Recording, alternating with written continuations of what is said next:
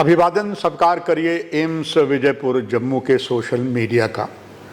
आप भली भांति से परिचित हैं। एम्स विजयपुर में आपको इलाज देने के साथ साथ बहुत सी शिक्षा दे रहा है और उन शिक्षा में एक नई और कड़ी जुड़ने जा रही है। जैसे महिलाओं में कुछ ऐसा चीज़ होती है, हम उसे थोड़ा छिपा के रखते हैं या उसकी बात टेक्निकली साफ नहीं करते हैं। ऐसे एक और बीमारी है, ज़्यादातर मेल्स में भी होती है, शायद फीमेल्स में भी होती है। उसके लिए शख्सियत जनरल जो सर्जरी है, डॉक्टर वरुण डोगरा जी, आपका बहुत बहुत धन्यवाद। कहते हैं बवासीर एक ऐसी बीमारी, आदमी नाम लेते थोड़े शर्माता है, घबराता है, झिझकता है। जैसे मैंने दर्शकों को डॉक्टर साहब अभी बताया, लेडीज़ में अगर कहीं जो पीरियड की बात हो तो शायद राजस्थान में कहते हैं मधुमेह, यहाँ लोग थोड़ा परेशान होते थे। बवासीर ज़्यादातर ऐसी है।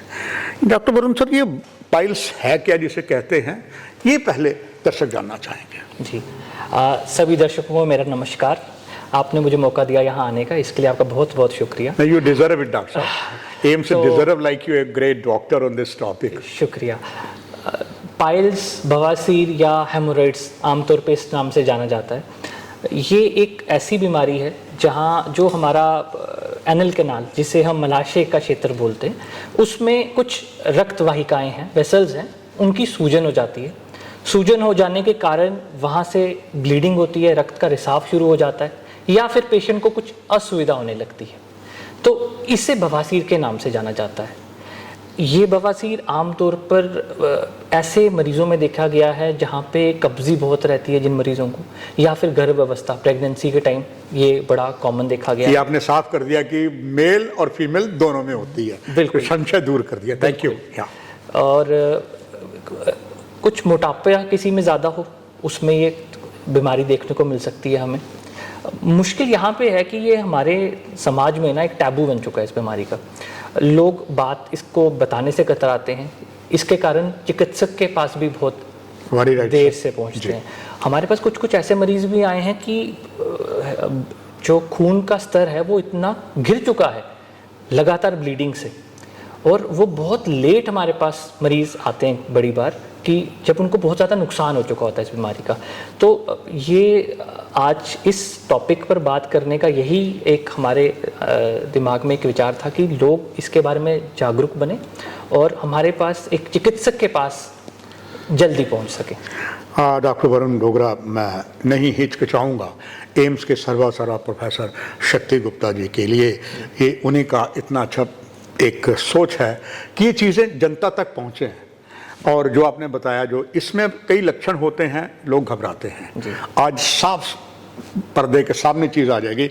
बवासीर में लक्षण क्या क्या होते हैं? जैसे डॉक्टर साहब आपने बताया, बहुत सी ब्लीडिंग होती है। अब जब आदमी टॉयलेट पे बैठता है, बॉल हो जाते हैं, शायद ही देखता हो टॉयलेट की तरफ, फ्लश चला दे, तब ब्लीडिंग हो गई हो।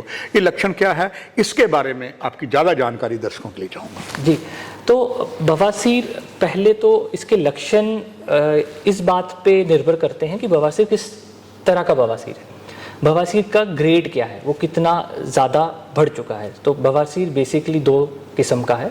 एक को हम आंतरिक बवासीर बोलते हैं, यानी कि इंटरनल हेमोरॉइड्स। एक को हम एक्सटर्नल हेमोरॉइड बोलते हैं, मतलब बाहरी। दोनों में अंतर क्या है? बाहरी बवासीर जी। जहाँ तक अंतर की बात करें, अंतर इनकी लोकेशन में भी है, कहाँ पे ये है, और उसके द्वारा आए गए लक्षण पे भी। जैसे कि आंतरिक बवासीर है, तो आंतरिक बवासीर में अंदर सूजन बनेगी, जिसकी वजह से पहला लक्षण होगा मरीज को कि उसको ब्लीडिंग शुरू हो जाएगी, रक्त का रिसाव शुरू हो जाएगा। रक्त का रिसाव लेकर मरीज हमारे पास आता है कि डॉक्टर साहब, रक्त का रिसाव हो रहा है काफ़ी दिन से मलाशय की जगह से। अगर ये बीमारी थोड़ी लंबे टाइम तक चले, साथ में मरीज को कब्जी भी बनती रहे, तो क्या होता है कि बवासीर की जो सूजन है वो बाहर आने लगती है, जिसको हम एनल कैनाल बोलते हैं, यानी मलाशय की जगह, वहीं से बाहर आने शुरू हो जाती है और फिर पेशेंट को थोड़ी असुविधा शुरू हो जाती है। पेशेंट को थोड़ा महसूस होने लगता है कि कुछ बाहर आ रहा है। जब वो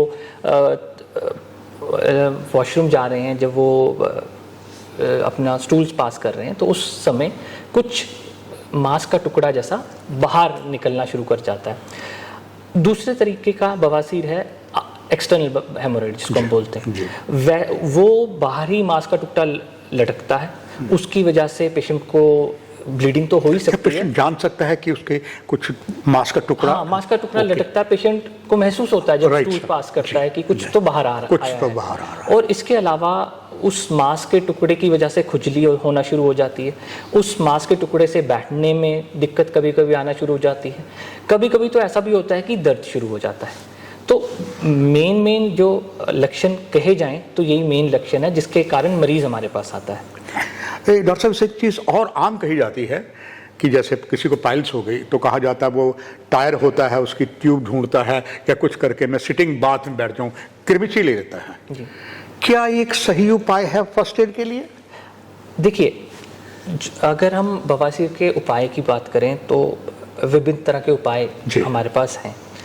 सबसे पहले तो हम बोलते हैं जैसे prevention is better than cure, बिल्कुल डॉक्टर जी। साहब। तो प्रिवेंशन में एक उपाय है खान पीन का ख्याल रखना, अपना जो आहार है उसका ख्याल रखें।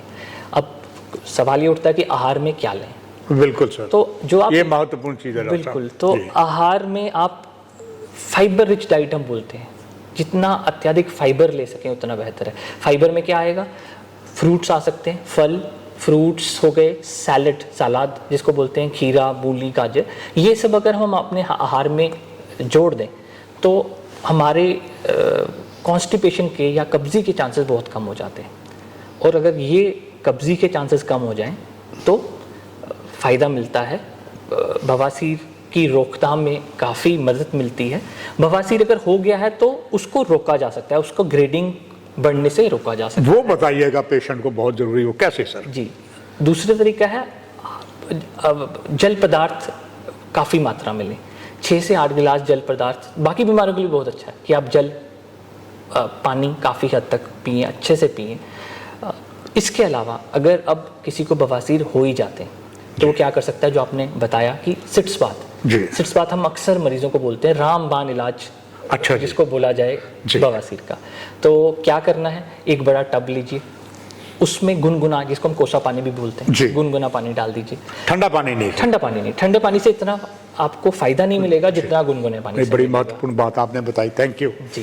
जी। आपके घर में कोई भी तरह का एंटीसेप्टिक होगा, जैसे डिटॉल होता है, सेवलॉन होता है जी। या बीटाडिन होता है, जी। 2 से 3 ढक्कन बीटाडिन उसमें डाल दीजिए, ठीक है। और उसके बाद फिर मरीज को उसमें बैठना है, इस तरह से बैठना है कि जो एनल केनाल या जहाँ से मलाशय की जो जगह है उसके अंदर तक पानी जा सके।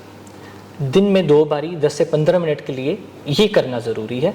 ये करने से क्या होगा कि पहला तो जो कुछ कॉमन लक्षण है, जैसे खुजली का लक्षण है, जी। जैसे कि वहाँ पे असुविधा है अगर उस क्षेत्र में, वो थोड़ी ठीक हो जाएगी। दर्द है उसमें राहत मिलेगी और इसके अलावा एक एंटीसेप्टिक इफेक्ट भी मिलेगा। गर्म पानी की वजह से जो रक्त का प्रवाह है उस जगह का वो बेहतर हो जाएगा, उससे जो हीलिंग है वो तेज़ी से होगी उस जगह की, और आपको जो सिम्टम्स हैं उससे निजात मिलेगा, उसके लक्षणों से निजात मिलना शुरू हो जाएगा। डॉक्टर डोगरे, अक्सर देखा गया गूगल आजकल ही बड़ा डॉक्टर बन गया है जी। किसी को कोई बीमारी होती सीधा केमिस्ट के पास जाता है, दवाई ले लेता है, जी। और साथ में बीच में आयुर्वेदा भी आ गया है। जी। दर्शकों के लिए जानना चाहूँगा, अगर जहाँ जो भी सिम्टम आपने बताए अगर उसको नज़र आती है तो उसका पहला फर्ज क्या बनता है सर? कहाँ जाए? जहाँ तक एम्स की बात है, आपके किस सेक्शन में हुआ है?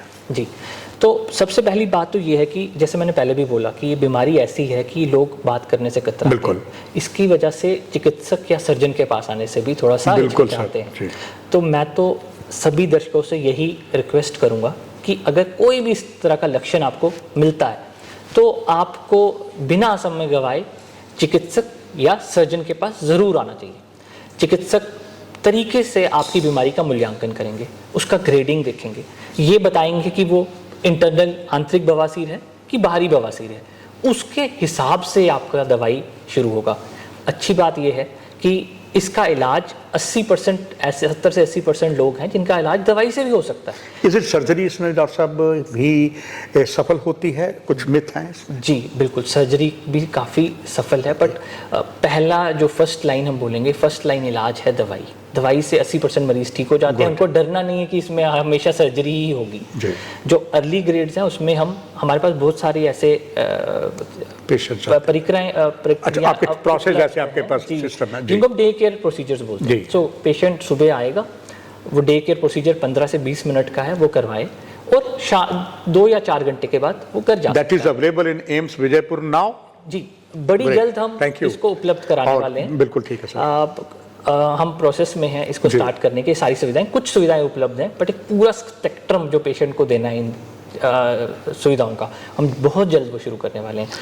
What a great. आखिर में डॉक्टर डोगरा सर, एक आपका संदेश, जो कार्यक्रम देख रहे हैं, जो इसके भुक्तभोगी भी हैं या उनके अटेंडेंट हैं, उनके वेल विशर हैं, उनके लिए आपका एक संदेश।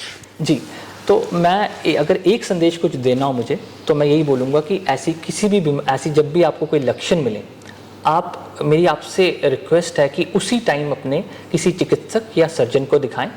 किसी भी झोला छाप डॉक्टर या झोला छाप जो क्वैक्स होते हैं उनके पास नहीं जाना है आपने।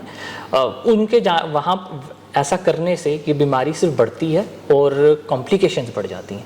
तो आप एक डॉक्टर के पास आइए, एक चिकित्सक के पास आइए और अपनी बीमारी का मूल्यांकन कराएं और उसके हिसाब से आपका बीमारी का निवारण कर सकें। आप चाहे 5 दरियाओं धरती पंजाब में है, देवभूमि हिमाचल में है, बर्फीले रेगिस्तान लेह में है, वहाँ तक तो इलाज के लिए आ सकते हैं, पर विश्व पूरा डॉक्टर डोगरा की बात आप तक पहुँचा रहा। पाइल्स के लिए आपने कार्यक्रम देखा, अपने सुझाव भी ज़रूर दीजिएगा। डॉक्टर साहब आपका धन्यवाद। आपसे भी इजाज़त, नमस्कार।